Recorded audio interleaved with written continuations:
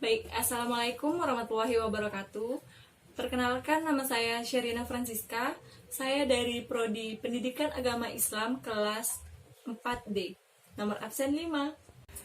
Puji dan syukur kita haturkan kepada Allah Subhanahu wa taala, yang mana berkat rahmat dan hidayahnya kita bisa berkumpul di sini dan saya bisa mempresentasikan atau mempraktekkan tentang pendekatan dan strategi pembelajaran PAI.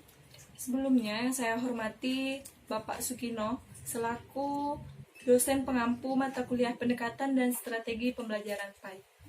Nah, langsung saja, di sini saya akan mensimulasi atau mempraktekkan sebuah strategi di suatu pembelajaran, yakni model pembelajaran guided teaching. Nah, sebelumnya kita harus tahu nih, apa sih itu model pembelajaran guided teaching? Nah, pembelajaran guided teaching adalah pembelajaran yang diawali dengan beberapa pertanyaan yang diberikan oleh guru kepada siswa. Dengan begitu, guru menggunakan pertanyaan-pertanyaan yang mempunyai beberapa kemungkinan jawaban.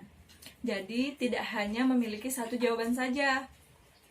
Kemudian, pertanyaan ini bertujuan untuk mengetahui tingkat pemahaman atau kemampuan siswa. Kemudian, selanjutnya, guru membuat kesimpulan setelah mendapatkan beberapa jawaban dari siswa tersebut. Dengan demikian, model pembelajaran guided teaching merupakan rangkaian penyampaian materi ajar yang diawali dari suatu pertanyaan yang dijadikan dasar menyampaikan materi berikutnya.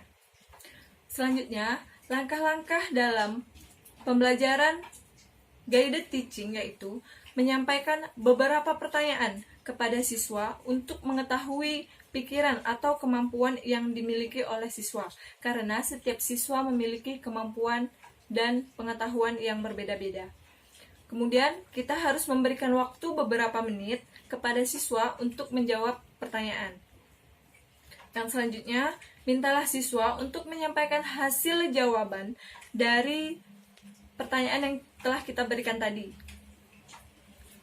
Kemudian yang selanjutnya, kita menyampaikan poin-poin utama dari materi yang telah kita tanyakan tadi. Yang terakhir, kita sebagai guru membuat kesimpulan atas pertanyaan-pertanyaan yang telah kita buat dan jawaban-jawaban yang telah dipaparkan oleh peserta didik tadi. Kemudian, ada kelebihan dan kekurangan dari model pembelajaran guided teaching ini. Yang pertama, kelebihan model pembelajaran guided teaching ini adalah dapat meningkatkan motivasi belajar karena pembelajaran diawali dengan beberapa pertanyaan. Jadi kita bisa meningkatkan motivasi terhadap peserta didik karena peserta didik akan lebih semangat dalam belajar karena diawali dengan pertanyaan. Lalu, melatih siswa berpikir untuk menjawab pertanyaan secara benar. Siswa atau peserta didik dapat berpikir secara kritis dengan tidak menjawab pertanyaan dengan asal-asalan. Kemudian kita juga bisa melatih kepercayaan diri peserta didik dengan berbicara di halayak umum atau di halayak ramai.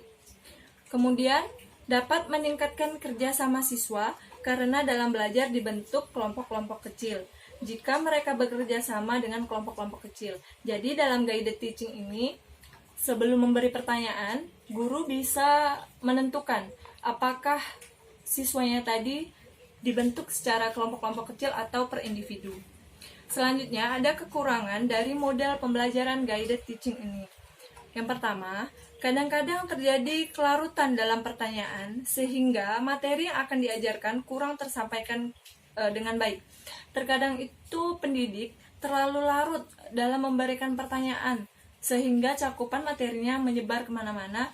Dengan begitu, materi yang ingin disampaikan itu kurang baik, kurang memuaskan dan kurang tersampaikan dengan baik. Kemudian lebih mengutamakan perbandingan dari materi daripada penyampaian pesan maupun materi yang akan disampaikan. Baik, di sini saya akan mensimulasi model pembelajaran guided teaching. Terus saksikan. Baik anak-anak, salah satunya adalah sikap toleransi. Siapa yang tahu di sini Arti dari sikap toleransi. Saya, Bu. Ya, coba kamu. Sikap yang menghormati atau saling menghormati, Bu. Oke, selanjutnya ada lagi? Saya, Bu. Ya. Tidak adanya diskriminasi. Oke, bagus. Ayo, siapa lagi yang tahu? Saya, Bu. Ya. Menerima berbagai perbedaan. Oke, jawabannya sudah bagus ya. Oke, ada lagi? Oke, tidak ada ya. Baik, di sini Ibu akan simpulkan. Jawaban dari anak-anak tadi sudah bagus ya. Ibu akan simpulkan apa sih yang dimaksud dengan sikap toleransi itu. Nah, sikap toleransi itu adalah sikap yang saling menghargai dan menghormati baik antar individu maupun antar kelompok dalam masyarakat atau dalam lingkup lainnya. Adanya sikap toleransi ini dapat menghindarkan terjadinya diskriminasi dalam kelompok atau golongan yang berbeda dalam satu kelompok. Itu tadi adalah simulasi dari saya tentang model pembelajaran guided teaching. Semoga dapat bermanfaat bagi kita semua. Kurang lebihnya saya mohon maaf. Wabillahi taufiq wal hidayah. Wassalamualaikum warahmatullahi wabarakatuh.